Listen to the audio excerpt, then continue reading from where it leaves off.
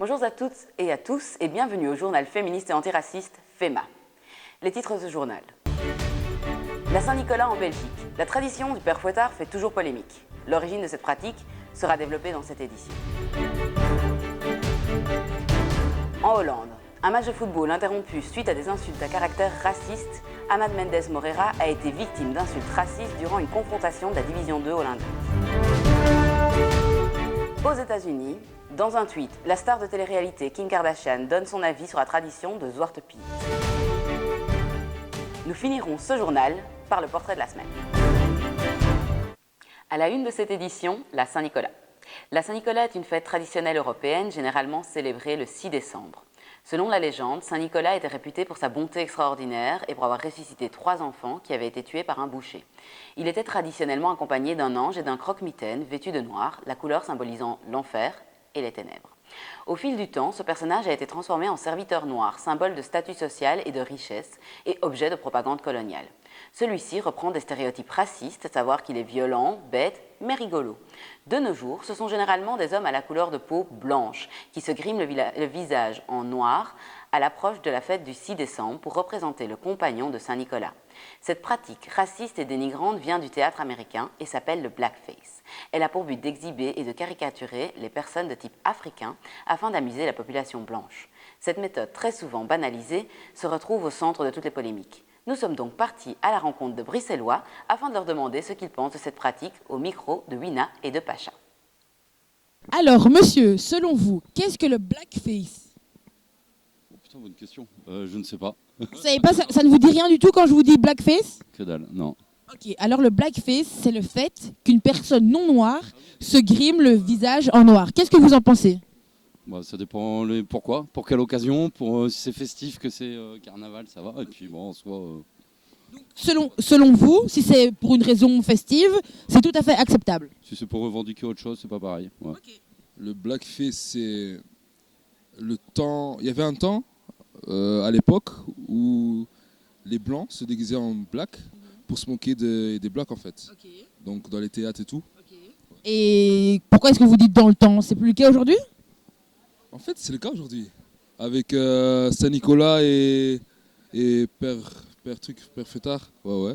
C'est clairement quelque chose de mal. Ouais. Non, ça je trouve que c'est de l'appropriation culturelle. Ça, c'est pas moi. Je trouve que c'est pas quelque chose d'intéressant à faire. Il y a beaucoup de déguisements, pas la peine de se transformer en noir ni rien comme ça.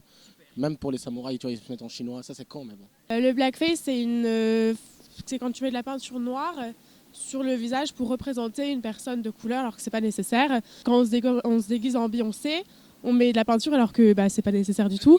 Et c'est un peu raciste en fait. À partir du moment où c'est comme quand on se déguise en ninja, on va pas mettre de la peinture jaune. Enfin, c'est juste, ça sert à rien.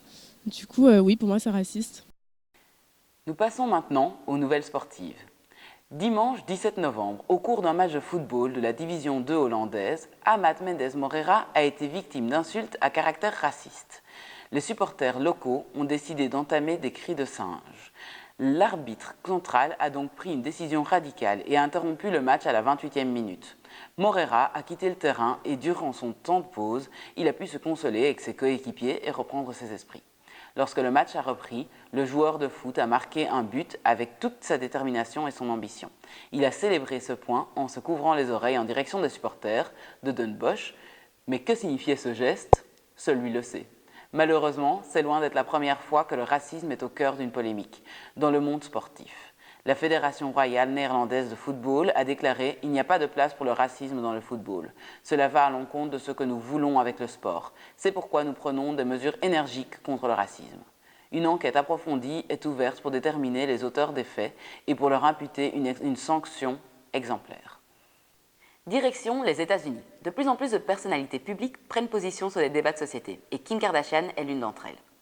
La star de télé-réalité américaine se prononce sur les traditions européennes du compagnon de Saint-Nicolas. C'est sur Twitter, le 17 novembre 2019, qu'elle poste un message clair. Elle publie le lien d'un article en commentant « Cette tradition néerlandaise appelée Black Piet est inquiétante ».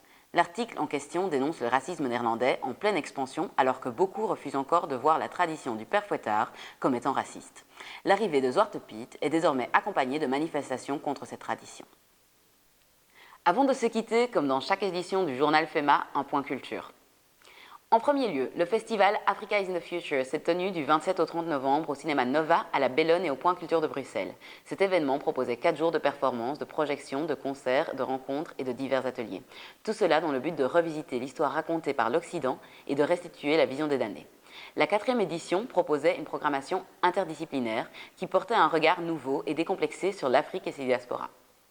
Le 30 novembre et le 1er décembre ont eu lieu une fête de Saint-Nicolas à l'Africa Museum organisée par Belgique Mosaïque afin de proposer une alternative au Père Fouettard. Une invitation est lancée pour ce 7 décembre à Café Congo afin d'en discuter.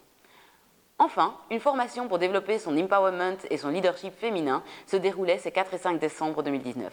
Cette activité était organisée par la SBL, Le Monde selon les femmes. Et le 24 novembre a eu lieu une grande manifestation contre les violences faites aux femmes. Cette année, un bloc en non-mixité de genre et de race a été mis en place pour et par des femmes racisées, pour leur permettre de faire entendre leurs chants et revendications spécifiques sans être noyées dans les cortèges habituels qui ont tendance à masquer les différences et spécificités plutôt que de les mettre en évidence. Tout de suite, le portrait de la semaine. Je suis Laura Sengomba, je suis artiviste et je suis connue aussi en tant que Queen Nicolas. Eh ben, c'est la contraction des mots artiste et activiste. La mitre, voilà, non, écoute, elle a poussé de mes cheveux. Quand j'étais petite, c'était de petites cornes et puis c'est devenu une mitre. Écoute, Queen Nicolas, c'est une tradition alternative à Saint-Nicolas qui a un peu pour but de contrebalancer un peu la centralité masculine et blanche de Saint-Nicolas avec une figure féminine et afrodescendante. Les enfants ils déconstruisent très vite et je crois que ils sont dans un monde du beau, du superbe, ils voient les perles et tout ça, donc c'est très, très enthousiaste, ils attendent les cadeaux. Après, aller vraiment dans ce qu'ils arrivent à verbaliser, ils peuvent dire « Ah mais non, tu n'es pas Père Fouettard, tu es… ou ils disent souvent t'es plus belle que Saint-Nicolas ou des choses comme ça, ils verbalisent des choses comme ça qui montrent en fait qu'ils déconstruisent très très très vite. Après les parents ils sont plus réticents. Non ça dépend, les parents que je vois bien sûr ils sont déjà acquis à la cause mais après de plus loin je sais que souvent les résistances se trouvent plus du côté des parents. Mais après c'est des critiques en ligne quoi, c'est pas, ça vaut ce que ça vaut, c'est pas du tout l'expérience vécue dans l'espace public ou dans le truc, non, dans l'espace public, les parents sont assez contents en fait, même soulagés qu'il y ait une alternative, qu'ils aient enfin en fait un outil aussi pour pas que leur enfant soit raciste tout simplement. Mais oui, les réactions en ligne, c'est un peu… Le rouge, ce n'est pas rien quand même, parce que bon, c'est un truc très reconnaissable. Les enfants voient, par exemple, je suis passée une fois devant une école, vraiment en plus en tenue encore plus light que celle-là, et les enfants se sont mis à courir et à demander des cadeaux, quoi. Donc le rouge, oui, c'est une couleur très forte, sacrée dans toutes les religions. Donc c'était aussi important pour en faire une tradition inclusive de reprendre cette couleur-là. Et c'est aussi, enfin bon, elle a beaucoup de symbolique. Et quel autre symbole je reprends? Écoute, la mitre, voilà, sauf qu'elle a une forme un peu plus courbée, plus féminine. Et le doré aussi, parce que, voilà, on le vaut bien. Donc oui, mon sentiment par rapport au blackface et tout ça. Après on dit blackface, c'est un peu le terme réimporté, mais voilà, c'est un truc qui a cette tradition ici, qui vient des périodes coloniales, qui n'étaient pas là avant, parce qu'avant, dans tous ces folklores, que ce soit Zortepi, tous les autres, en Wallonie surtout, c'était souvent le diable en fait qui était accompagné, qui était le compagnon de Saint-Nicolas. Et puis pendant la période coloniale, c'est devenu un nègre et bon, il n'y a pas c'est un fait historique à clarifier. C'est quelque chose qui vient de la propagande coloniale directement. Voilà, donc on peut appeler ça blackface comme on veut. Pour moi, c'est de la propagande coloniale. C'est aussi grave que les caricatures juives. Et voilà.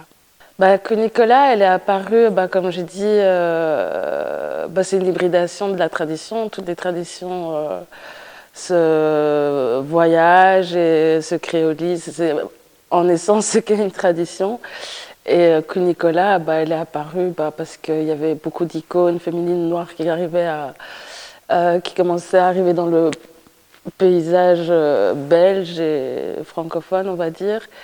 Et donc voilà, il y a cette figure-là qui artistiquement aussi et mythologiquement aussi apparaît, quoi. Est-ce que c'était important? J'en suis une moi-même, donc en effet, c'était important de me représenter moi-même et oui, bien sûr, d'envoyer le message. Après, se représenter, tu représentes tout le monde. Il y a l'expérience collective qui suit par après, forcément. Mais artistiquement, oui, c'était cathartique pour moi. Le message pour la Nicolas 2019, c'est je souhaite beaucoup de courage à la Belgique pour tout ce qu'on a à combattre pour le moment. Et j'espère qu'on va le combattre avec beaucoup de joie, beaucoup de culture et beaucoup d'idées. Voilà. C'est fini pour ce journal. Merci de nous avoir suivis. Et pour plus d'informations, n'hésitez pas à vous rendre sur le site www.bamco.org. Rendez-vous à la prochaine édition.